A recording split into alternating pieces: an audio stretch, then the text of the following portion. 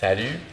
J'écoutais dernièrement, d'ailleurs, ça fait plus qu'une semaine, c'est moi qui m'ai pogné les fesses. Là, ça a trop pris de temps avant que je fasse la chronique, mais c'est pas grave. Pour ceux qui l'écoutent, vous vous en souvenez.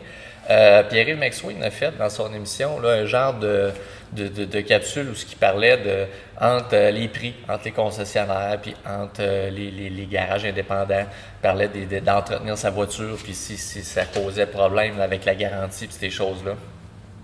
Bon, bien sûr, je ne vous cacherai pas, Pierre-Yves McSween était un peu de notre côté, les garages indépendants, parce que lui, il a un côté radin, donc il l'a montré d'une façon à ce qu'il y a un avantage, donc il y a une économie sur d'échelle d'aller dans un petit garage faire ses entretiens.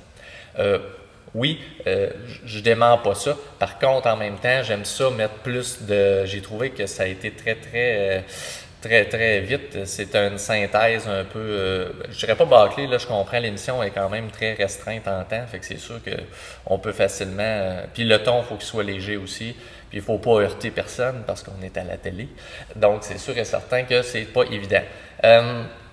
Ce qui est intéressant là-dedans, c'est qu'il a appelé dans des concessionnaires pour avoir des prix pour les entretiens, ces choses-là, puis il voulait savoir un peu qu'est-ce qui avait été inclus, puis c'est quoi le prix. Ça, c'est une chose intéressante parce que, outre le comparatif avec les garages indépendants, il y a eu de tout comme réponse. Puis ça, on était toujours dans la même marque dans ce cas-là, fait que c'est intéressant. C'est là qu'on se rend compte que c'est inégal, que des concessionnaires, il y en a qui sont géniales pour ce qui est d'une réponse qui est correcte, puis il y en a qui sont épouvantable, c'est illégal.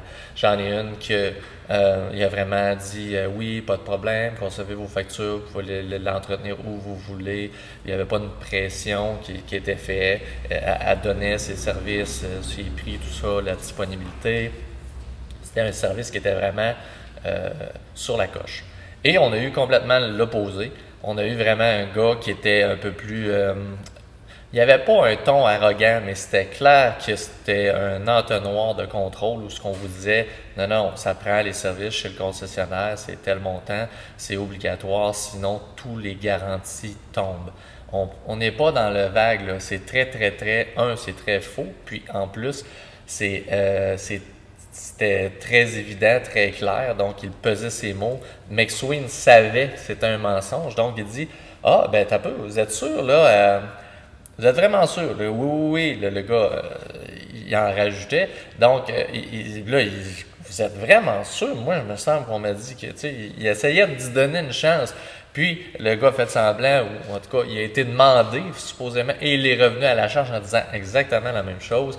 Donc, c'est un peu spécial, mettons. Fait que c'est comme je vous dis, c'est pour ça que c'est important de savoir ses propres droits, parce que, écoute, on ne peut pas compter sur tous les concessionnaires pour le savoir. Ça, c'est une chose. L'autre chose, pour les coûts. Là, c'est là que c'est le fun de démystifier, c'est que c'est dur de comparer. Les garages indépendants, c'est dur aussi, puis dans le domaine des concessionnaires, c'est super dur. Je vais essayer d'aller vite, là, vous allez voir, parce que, en gros, c'est toute une question de comparer des pommes avec des pommes, des poires avec des poires.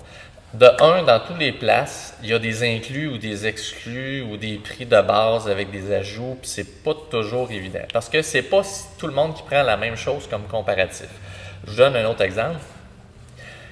Plus facile. Mettons que vous louez une chambre d'hôtel, ben c'est clair que la chambre d'hôtel est presque tout le temps avec les mêmes inclus, puis presque tout le temps avec les mêmes exclus. Ça veut dire que vous pouvez un peu vous fier au prix par nuit. Quand on arrive dans les garages, c'est plus compliqué parce que les petits garages ont gardé une espèce d'habitude où ce qu'on va mettre un changement d'huile, il y a une petite inspection de sécurité, mais à peine, puis si tu m'ajoutes des choses, ça va être à part. Dans le concessionnaire, je vais exclure des exceptions. Le concessionnaire, un changement d'huile tout nu, ça n'existe plus. On insère les clients dans un processus de service d'entretien. Un service d'entretien, c'est comme un calendrier où on suit une charte d'entretien. Et le changement d'huile est un critère, un point dans une to-do list. Donc, c'est sûr que le calendrier d'entretien, on fait une charte un peu pré-mâchée, facile à comprendre pour le client. Du genre, vous êtes rendu à l'entretien 1, vous êtes rendu à l'entretien 2. Tel miage, OK, vous êtes rendu à l'entretien 4, madame. Fait qu'on dit pas, vous avez un changement d'huile aujourd'hui, puis ça. Non, ou ça, puis ça, puis ça. Non, c'est trop compliqué.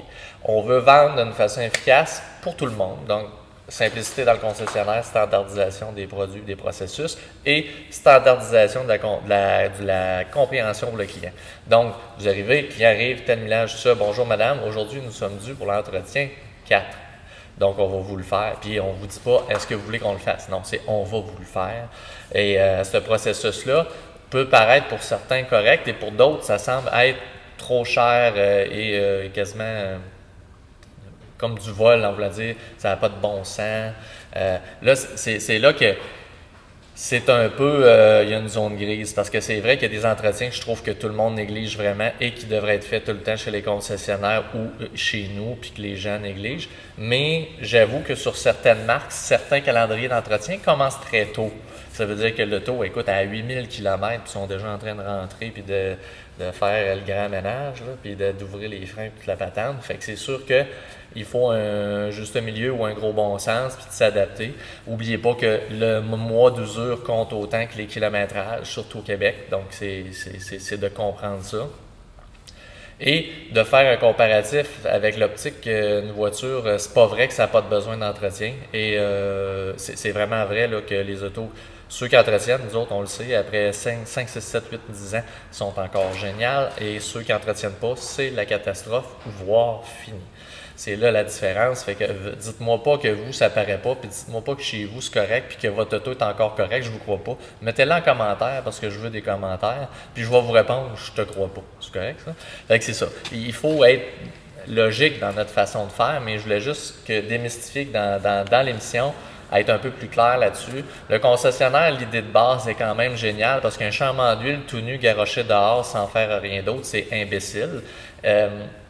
C'est inadapté et l'auto vaut cher. Si tu veux détruire ta voiture, c'est ton problème. Si tu fais d'autres choses ou que tu en fais toi-même, c'est trop rare pour que si vous êtes là-dedans, vous, je vous exclus. Si vous êtes assez débrouillard pour en faire vous-même, c'est pas imbécile. C'est parfait, c'est correct. C'est juste que vous ne faites pas partie de la clientèle que je vise quand je fais la capsule. Fait que ne prenez pas ça comme une insulte. Vous êtes comme à part. Pour les autres, si vous n'êtes pas apte à faire de la mécanique, puis que là, vous allez dans des garages, ben il faut l'entretenir, la voiture. C'est important. Si après 25 ans, vous faites faire la toiture de la maison, ben c'est le même principe. Là. Dans l'automobile, on entretient. Là, on n'attend pas que ça casse. Ben, sinon, vous allez être responsable à mener de quelque chose. Donc, c'est ça pour la différence. Puis c'est pour ça que c'est important que le concessionnaire tient à avoir un processus d'inspection avec des entretiens, qu'il y a des chartes qui sont conçues par les ingénieurs de la voiture. Donc, c'est une grosse logique. Vous pouvez peut-être la modifier en fonction des conseils de votre garagiste, peut-être, mais il faut quand même, cette base-là est bonne. Il faut se fier à ça pareil. C'est comme ça que vous allez arriver à quelque chose, pas des changements d'huile garochés. Un changement d'huile seul, c'est mieux que rien. Mais si c'est rien, votre comparatif, on est mal parti. Fait que c'est ça le gain ou le but de toute la patente. C'est pour ça aussi que les concessionnaires, de temps en temps, vous pouvez peut-être être heurté par un prix, vous avez qu'à magasiner. Sachez que vous pouvez toujours aller ailleurs, ça c'est correct. Mais sachez que le processus de calendrier d'entretien, je l'aime bien. Parce que ça vient simplifier et standardiser l'idéologie de l'entretien. Et c'est ça qui compte dans un domaine où c'est le chaos. C'est vraiment une espèce de... C'est le Far West. T'sais. Fait qu'il faut un peu m'amener quelque chose que ça soit compréhensible avec les clients pour qu'on soit capable de s'en sortir. Donc, c'était ça pour aujourd'hui. Et si vous avez d'autres questions là-dessus, on se reparle. N'oubliez pas, cliquez, j'aime, partagez, commentez. Et je vais justement faire une suite là-dessus sur l'entretien, mais l'entretien des autos électriques, parce qu'il y a des gens qui pensent qu'il n'y a pas d'entretien. Il y en a pas mal. OK, merci, bonne journée.